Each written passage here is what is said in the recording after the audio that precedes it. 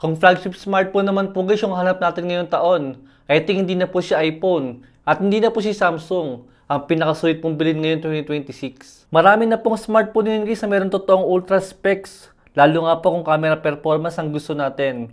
Siyempre kasama rin po yung flagship po na performance sa may gaming. Almost 1 month ko na pong gamit guys ang Vivo X300 Pro as my secondary smartphone guys. Para mapili ko naman kung gaano bang kaganda ang smartphone po ni Vivo ngayon. Especially po ang Origin OS. First impression ko dito guys, nung unang hawak ko pa lang po sa may smartphone na to, is grabe po, napaka-premium niya at napakalaki po ng kanyang camera module.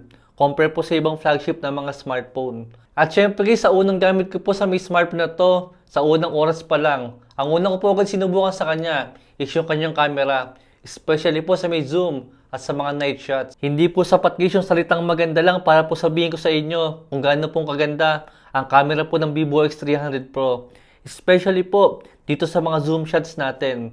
Mamaya guys, mas ma-appreciate nyo pagka po pinakita ko pa ng ibang mga sample shots natin. Lahat po ng ina-expect natin sa isang flagship po na smartphone is nandito na po sa may Vivo X300 Pro. To the point po na even sila iPhone saka sila Samsung is wala po mga specs at mga features na nandito nga po sa may smartphone ni Vivo ngayon. Unang-una nga po dyan yung malaking battery niya na merong 6510 mAh siya battery. Dahil sila Samsung saka po sa iPhone is nasa 5,000 mAh pa lang po yung mga battery nila. Samahan pa nga po ng 90 watts sa charger ni Vivo, saka po wireless charging na merong 40 watts. Diyan pa lang po guys, talo na po agad ang iPhone. Lalo-talo pa kung titingnan po natin yung presyo ng smartphone na to ngayon. Doon po kayo magugulat sa kanya. Napakaganda po ng hardware nito, and yet, mas mura po siya dito sa napakamahal na iPhone ngayon. Naka-Android 16 po itong si Vivo X300 Pro at meron po siyang 5 years po na major Android update. Sakto lang po yun guys para sa isang flagship nga po na smartphone. Dahil dyan po lamang ang iPhone saka si Samsung dahil lumaabot nga po sila ng lagpas 5 years na may Android update sa mga flagship po ng mga smartphone nila. Pero syempre guys, pagdating po sa may camera, dyan po guys napakalayo ng difference ng iPhone po saka po ni Samsung laban nga po kay X300 Pro. Literal na napakalayo guys. Ito po yung quick sample zoom shots nga po ng iPhone 17 Pro Max. Compare po sa may X300 Pro. Diba guys? Sobrang layo po ng difference sila. Literal po na napakalayo. Take note guys, hindi pa po yun yung additional lens niya na kinakabit nga po sa may mismong smartphone. Default pa lang po yan. Ibig sabihin kung gagamitin niyo pa po yung additional lens niya, itong magandang picture natin is meron pa po yung igaganda. Kaya kung sakali po guys na gusto nyo rin po makita yung camera comparison nga po ng walang lens saka po yung may lens na nakalagay sa kanya, hindi ko po yun may papakita sa inyo. Dahil wala nga po ako nyan. Dahil masyado rin po siyang mahal guys.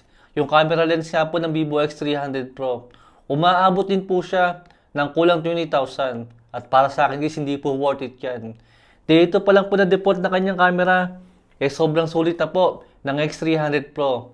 Mas gugustuhin ka pa po guys na bumili po ng ibang mga smartphone na ipapag-giveaway sa inyo kaysa po bumili ng lens nga po dyan kay Vivo. Ito po guys, pero pa po akong ilang smartphone na ipapag-giveaway sa inyo.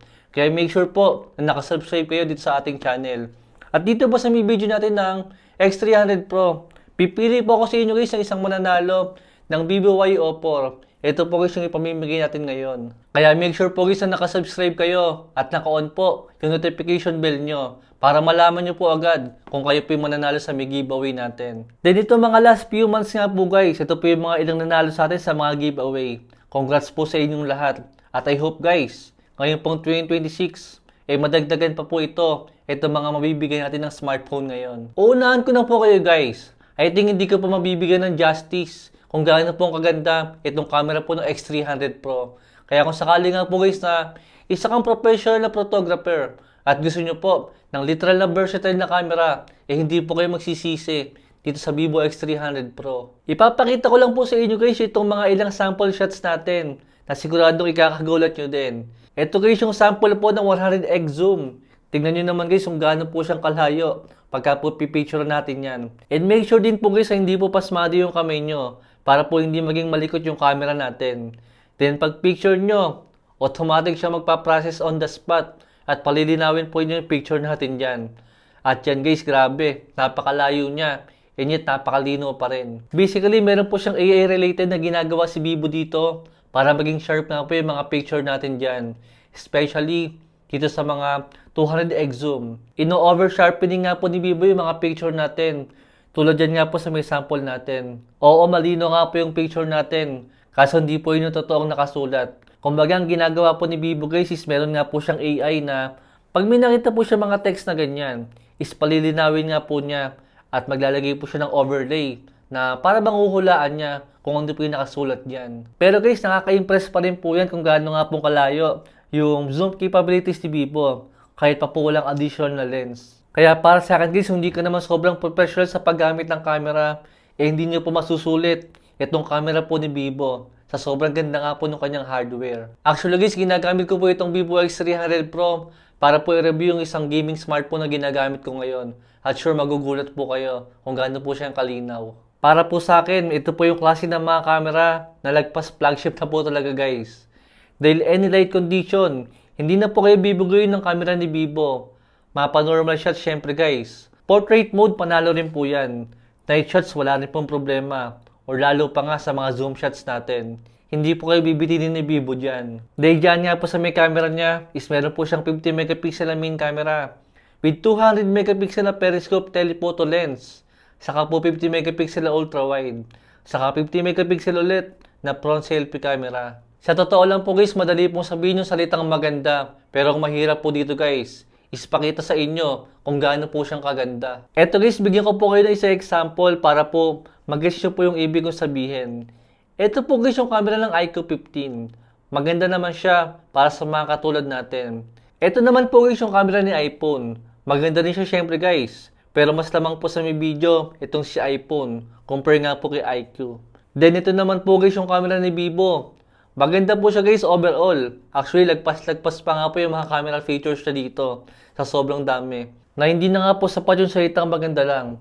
Maybe dyan po sa may example ko, mag-guess nyo po yung ibig kong sabihin. Dito po sa may display niya, isa pa to guys. Hindi na rin po sapat yung salitang maganda lang. Dahil napaka-normal na po sa atin ngayon itong LTPO AMOLED display na meron pong 120Hz sa refresh rate, naka-HDR10+, with HDR BBID, naka-Dolby Vision, and 4500 nits sa peak brightness. Dahil napakarami po niya guys sa mga specs sa may display na baka hindi na nga rin po natin pansinin. Tulad nga po ng eye comfort and protection, nakusa po nag-a-adjust yung display niya. Depende po sa oras at sa lugar para po maingatan yung mata natin. Pwede nyo rin pong timplayin yung kulay niya. Depende po sa may prepared nyo.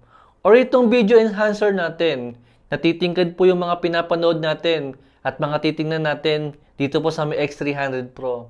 Mas ma-appreciate nyo yung ganitong klase ng display kung makakagamit nga po kayo at mako-compare nyo siya sa ibang smartphone po na walang ganyang klase ng mga features sa display. Dito naman sa may Dimensity 9500, yan po yung kanyang processor. Technically, ito ang sagot ni MediaTek sa Snapdragon 8 Elite Gen 5. Almost identical nga po sila ng performance ng Snapdragon 8 Elite. Ang kaso medyo mahirap pa nga pong i-compare itong 9500 sa 8 Elite Gen 5 dahil hindi naman po nakapokus sa may gaming itong X300 Pro. Pero syempre guys, nag-testing pa rin po kami sa kanya ng ilang games para po makita natin yung kanyang performance, especially po sa thermal. Isang oras po na gaming sa Delta Force, naging 42 degrees Celsius nga po yung temperature niya. Sakto lang naman yan guys para sa ganitong kalakas nga po ng processor. Pero mas maganda po guys kung masusubukan po natin itong 9500 sa ibang smartphone po na mas nakapokus sa may gaming. Dahil kung i-compare nga po natin guys ang Dimensity 9500 sa Snapdragon 8 Elite Gen 5 na nandito nga po sa may OnePlus 15, mas malamig po guys yung thermal ng OnePlus 15 compare nga po sa may MediaTek nga po ng processor. Pero para sa akin guys, hindi na po nakakapagtaka yan. Dahil mas nakapokus po ngayon si OnePlus sa may gaming compare nga po kay Vivo na camera po yung focus niya. Dahil ganun din po sa may Huawei Smith, umabot din po ng 47 yung kanyang temperature sa isang oras nga po na gaming. Medyo mainit yan guys. Compare nga po sa may 8 Elite Gen 5 or kahit nga po sa ibang smartphone po na merong 8 Elite processor na mas malamig po yung thermal compare nga po sa may 9500 ngayon. Maybe sa ibang gaming phone nga, mas makita natin yung totoong performance po niya. Dahil sa ngayon po, madalang pa po ang smartphone na meron ganyang klase ng processor ngayon, especially nga po sa mga gaming phone. Puro mga 8 Elite pa lang at 8 Elite Gen 5 yung mga lumalabas po ngayon guys. Maybe sa mga susunod na buwan, makakita na po tayo ng ibang smartphone na merong Dimensity 9500 sa mga gaming phone po ng mga smartphone. Pero sa Legend of Ymir guys, maganda po yung thermal na nakuha namin sa kanya. 41 lang po yung naging temperature niya sa isang oras nga po na gaming. Take note pala guys, naka-mobile data rin po yan. Compare nga po kayo na sa may Vervin Smith na sobra po siyang uminit sa 47 degrees Celsius. Actually, nung una ko pong gamitin yung smartphone na to sa may gaming, napansin ko po sa kanya guys na medyo mainit po siya. Kahit nakakaisang game pa lang po ako sa may Delta Force. Talagang ramdam ko po guys yung pagiging mainit niya compare po sa ibang gaming po ng mga nasubukan ko. Pero syempre guys, kailangan pa ng optimization para mas gumanda pa po yung thermal ng Vivo X300 Pro. Saka ulitin ko nga po, hindi po gaming po nitong si Vivo. Sadyang flagship lang po talaga guys yung kanyang overall na specs.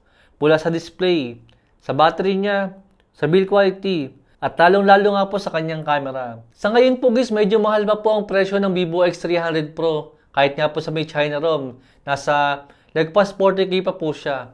Pero guys, tumingin po ako sa mall kung magkano po yung SRP ng smartphone na to. Nagulat po ako, napakamahal.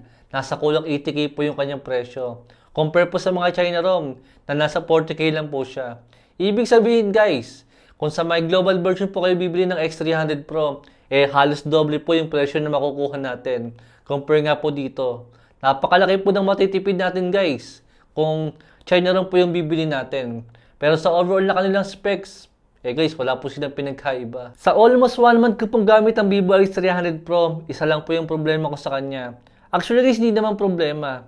Sadyang nasanay lang po ako sa may Samsung saka po sa may iPhone.